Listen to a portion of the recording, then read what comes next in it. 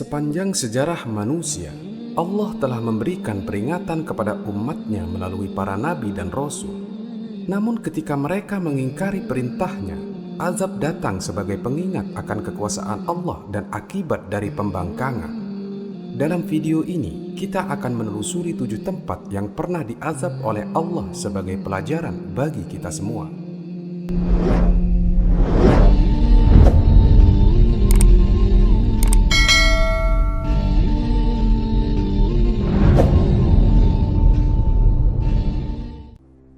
Kaum Nabi Nuh alaihi salam dan banjir besar. Kaum Nabi Nuh adalah salah satu kaum pertama yang membangkang kepada Allah. Allah mengutus Nabi Nuh alaihi salam sebagai rasul untuk menyeru mereka agar kembali kepada jalan yang lurus dan meninggalkan penyembahan berhala. Nabi Nuh berdakwah dengan penuh kesabaran selama 950 tahun, seperti yang disebutkan dalam Al-Quran.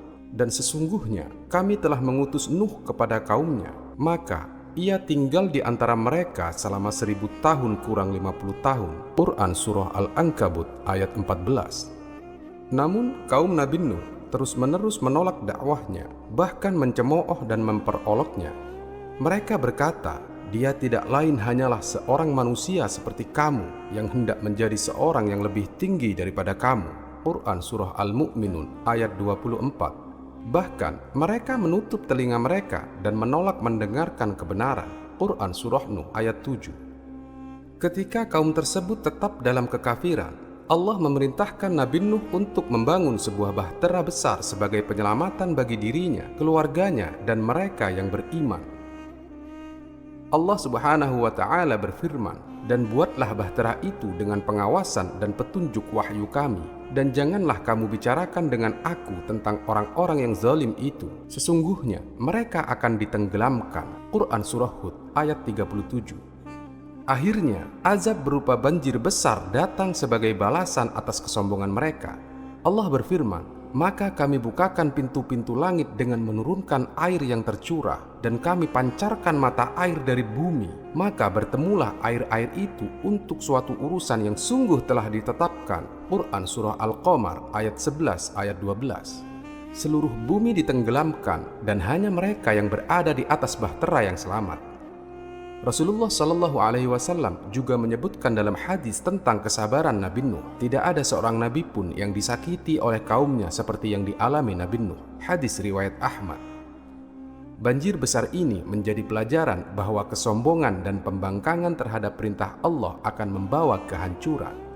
Kisah ini mengajarkan kita pentingnya taat kepada Allah dan mengikuti petunjuk para nabi. Kaum Ad dan angin kencang. Kaum Ad adalah kaum yang tinggal di wilayah Al-Ahqaf, sebuah daerah yang kini dikenal sebagai bagian dari wilayah gurun di Yaman. Allah telah menganugerahi mereka kekuatan fisik yang luar biasa, kekayaan melimpah, dan kemajuan dalam membangun peradaban. Mereka mampu mendirikan bangunan-bangunan megah di atas bukit, seperti yang disebutkan dalam Al-Quran. Adapun kaum Ad, maka mereka menyombongkan diri di bumi tanpa alasan yang benar dan berkata, "Siapakah yang lebih hebat kekuatannya daripada kami?" Quran Surah Fussilat ayat 15. Namun mereka menyalahgunakan nikmat Allah. Mereka menyembah berhala dan menolak dakwah Nabi Hud alaihi salam yang diutus untuk mengingatkan mereka agar kembali kepada Allah. Nabi Hud menyeru mereka, "Hai kaumku, sembahlah Allah. Sekali-kali tidak ada bagi kamu Tuhan selain Dia. Maka mengapa kamu tidak bertakwa kepadanya?" Quran Surah Hud ayat 50. Tetapi kaum Ad dengan angkuhnya menolak dan berkata bahwa mereka tidak membutuhkan peringatan dari seorang manusia biasa. Akhirnya Allah menurunkan azab berupa angin kencang yang sangat dingin dan menghancurkan mereka. Allah berfirman, "Adapun kaum Ad, maka mereka telah dibinasakan dengan angin yang sangat dingin lagi amat kencang, yang Allah menimpakan angin itu kepada mereka selama 7 malam dan 8 hari terus-menerus. Maka kamu lihat kaum Ad pada waktu itu mati berkelimpangan, seakan-akan mereka tunggul-tunggul pohon kurma yang telah kosong." Quran Surah Al-Haqqah ayat 6 ayat 7. Angin tersebut meluluh lantakkan seluruh peradaban mereka, meninggalkan gurun kosong sebagai saksi bisu atas kehancuran mereka. kaum Ad menjadi peringatan bahwa kekuatan dan kekayaan tidak akan berguna tanpa ketaatan kepada Allah. Azab ini mengajarkan kita untuk selalu bersyukur dan taat kepadanya, karena segala nikmat berasal dari Allah semata. Kaum Samud dan suara menggelegar. Kaum Samud adalah kaum yang tinggal di wilayah Al-Hijr, sebuah tempat yang kini berada di Arab Saudi. Mereka diberkahi dengan kemampuan luar biasa untuk memahat gunung menjadi rumah dan bangunan megah. Allah menggambarkan kehebatan mereka dalam Al-Quran, dan kami pahat sebagian dari gunung-gunung untuk dijadikan rumah-rumah dengan rajin. Quran Surah Asy-Syu'ara ayat 149. Namun, kaum Samud tidak bersyukur atas nikmat yang diberikan Allah. Mereka tetap menyembah berhala dan menolak dakwah Nabi Shalih alaihi salam yang diutus untuk mengajak mereka kembali kepada tauhid. Sebagai tanda kekuasaannya, Allah mengirimkan mukjizat berupa seekor unta betina yang keluar dari batu besar. Allah memerintahkan mereka untuk tidak menyakiti unta tersebut, tetapi mereka melanggarnya. Dalam Al-Quran disebutkan, maka mereka menyembelih unta itu lalu berkata, "Hai Saleh, datangkanlah apa yang kamu ancamkan kepada kami, jika kamu termasuk orang-orang yang diutus oleh Allah." Quran Surah Al-A'raf ayat 77. Akibat kesombongan mereka, Allah mengirimkan azab berupa suara menggelegar yang mematikan. Allah berfirman, "Dan adapun kaum Samud, maka mereka telah dibinasakan dengan suara yang sangat keras." Quran Surah Al-Haqqah ayat 5. Suara tersebut menghancurkan mereka dan meninggalkan tempat tinggal mereka sebagai saksi bisu atas kehancuran kaum ini. Wilayah Al-Hijr yang kini dikenal sebagai kota Madain Saleh masih menyimpan reruntuhan peradaban Samud. Tempat ini menjadi peringatan nyata akan akibat dari kesombongan dan penolakan terhadap perintah Allah. Rasulullah Shallallahu Alaihi Wasallam bahkan mengingatkan umatnya untuk tidak memasuki tempat ini kecuali dengan rasa takut agar mengambil pelajaran dari kehancuran kaum tersebut. Kisah kaum Samud mengajarkan kita pentingnya bersyukur atas nikmat Allah dan menjauhi kesombongan yang membawa kehancuran. Keberadaan mereka adalah peringatan bagi kita untuk selalu taat kepada Allah dan mengikuti petunjuk para nabi. Kaum Nabi Lut dan hujan batu. Kaum Nabi Lut adalah kaum yang dikenal karena penyimpangan mereka dari fitrah manusia, yaitu melakukan perbuatan keji yang tidak pernah dilakukan oleh umat sebelumnya. Mereka menolak peringatan yang disampaikan oleh Nabi Lut alaihi salam, bahkan mengejek dan menantang hukum dari Allah.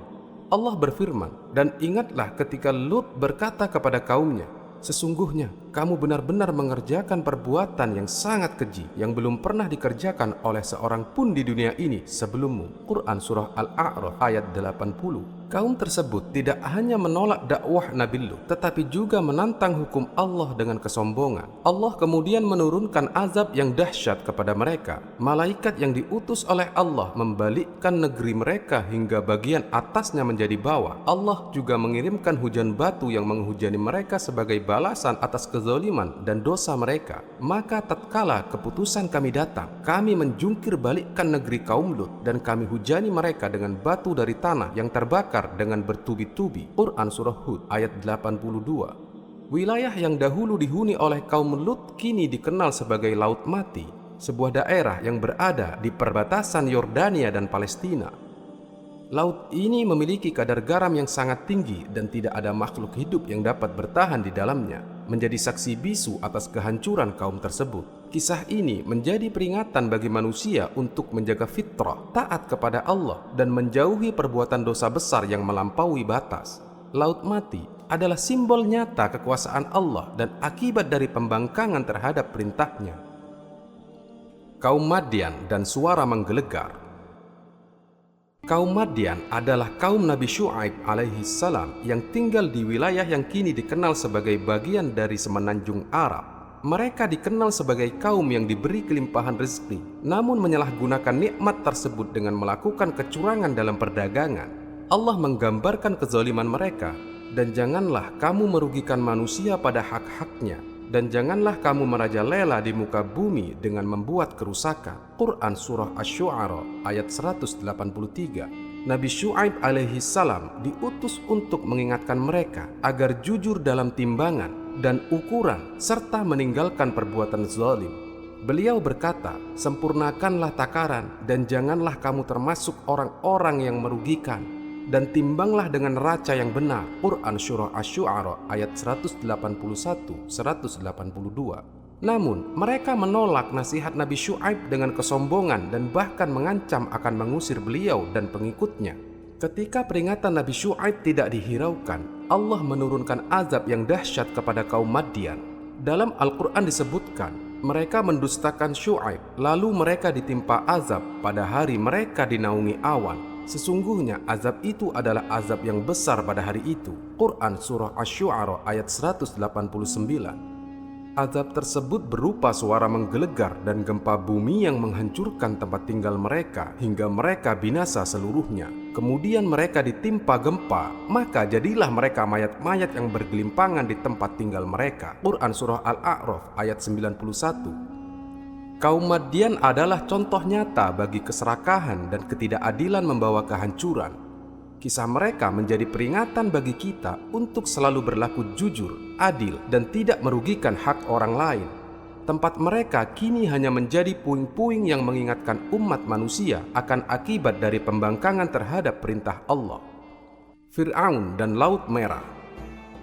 Kisah Fir'aun dan Laut Merah adalah salah satu mukjizat terbesar dalam sejarah umat manusia. Fir'aun adalah penguasa Mesir yang sangat zalim dan menganggap dirinya sebagai Tuhan. Allah mengutus Nabi Musa alaihi salam untuk menyampaikan risalahnya dan membebaskan Bani Israel dari penindasan Fir'aun. Nabi Musa berdakwah tauhid kepada Fir'aun, namun dia menolak dengan angkuh dan berkata, "Akulah Tuhanmu yang paling tinggi." Quran Surah An-Nazi'at ayat 24. Setelah berbagai mukjizat ditunjukkan oleh Nabi Musa, Fir'aun tetap tidak mau beriman. Allah kemudian memerintahkan Nabi Musa dan pengikutnya untuk meninggalkan Mesir di malam hari. Ketika Fir'aun menyadari hal ini, dia dan tentaranya mengejar Bani Israel hingga di tepi Laut Merah. Dalam situasi genting itu, Allah mewahyukan kepada Nabi Musa untuk memukulkan tongkatnya ke laut. Maka kami wahyukan kepada Musa, pukullah lautan itu dengan tongkatmu. Maka terbelahlah lautan itu dan tiap-tiap belahan adalah seperti gunung yang besar. Quran Surah Asy-Syu'ara ayat 63. Nabi Musa dan Bani Israel pun melintasi jalan kering di tengah laut. Sementara Fir'aun dan pasukannya terus mengejar. Ketika mereka telah berada di tengah-tengah laut, Allah menutup kembali air laut tersebut, menenggelamkan Fir'aun dan seluruh pasukannya. Dalam Al-Quran disebutkan, maka kami hukum Fir'aun dan pengikut-pengikutnya dengan menenggelamkan mereka ke dalam laut, karena mereka mendustakan ayat-ayat kami dan mereka adalah orang-orang yang lalai daripadanya. Quran Surah Al-A'raf ayat 136. Kisah ini adalah bukti nyata kekuasaan Allah dan pelajaran besar bagi umat manusia tentang akibat dari kesombongan, kezaliman, dan penolakan terhadap kebenaran. Laut Merah hingga kini menjadi saksi bisu atas peristiwa agung ini, mengingatkan akan pentingnya keimanan dan ketaatan kepada Allah. Kaum Saba dan banjir besar. Kaum Saba adalah kaum yang diberkahi dengan nikmat yang melimpah dari Allah. Mereka tinggal di wilayah Yaman yang subur, dikelilingi oleh dua kebun besar yang menghasilkan buah-buahan melimpah. Allah menggambarkan nikmat tersebut dalam Al-Quran. Sesungguhnya bagi kaum Saba ada tanda kekuasaan Allah di tempat kediaman mereka, yaitu dua buah kebun di sebelah kanan dan di sebelah kiri. Kepada mereka dikatakan, makanlah olehmu dari rezeki yang dianugerahkan Tuhanmu dan bersyukurlah kamu kepadanya. Negerimu adalah negeri yang baik dan Tuhanmu adalah Tuhan yang Maha Pengampun. Quran Surah Saba ayat 15. Namun, kaum Saba tidak bersyukur atas nikmat tersebut. Mereka malah menyekutukan Allah dan tidak menjalankan perintahnya. Akibatnya, Allah menghancurkan bendungan Ma'rib yang menjadi sumber utama pengairan bagi tanah mereka. Allah berfirman, tetapi mereka berpaling. Maka kami datangkan kepada mereka banjir besar, Sa'il al-Arim, dan kami ganti kedua kebun mereka dengan dua kebun lain yang ditumbuhi oleh pohon-pohon yang berbuah pahit, pohon asem, dan sedikit dari pohon sidir. Quran Surah Saba ayat 16. Bendungan tersebut jebol, menyebabkan banjir besar yang menghancurkan wilayah mereka dan memaksa kaum Saba untuk meninggalkan tanah mereka. Peristiwa ini mengakhiri kejayaan mereka sebagai bangsa yang makmur. Kisah kaum Saba menjadi pelajaran penting bahwa kekayaan dan kemakmuran bukanlah jaminan kebahagiaan jika tidak disertai dengan rasa syukur kepada Allah. Nikmat yang tidak disyukuri dapat dengan mudah diambil kembali oleh Allah sebagai peringatan bagi manusia. Hingga kini, reruntuhan bendungan Ma'rib menjadi saksi bisu atas peristiwa tersebut dan pengingat akan pentingnya bersyukur kepada Sang Pencipta. Azab yang Allah turunkan kepada kaum-kaum terdahulu adalah pelajaran berharga bagi kita. Ini adalah pengingat akan pentingnya ketaatan, kesyukuran, dan menjauhi kezaliman. Semoga kita selalu diberi petunjuk untuk berjalan di jalan yang lurus dan menjadi hamba yang dicintai Allah.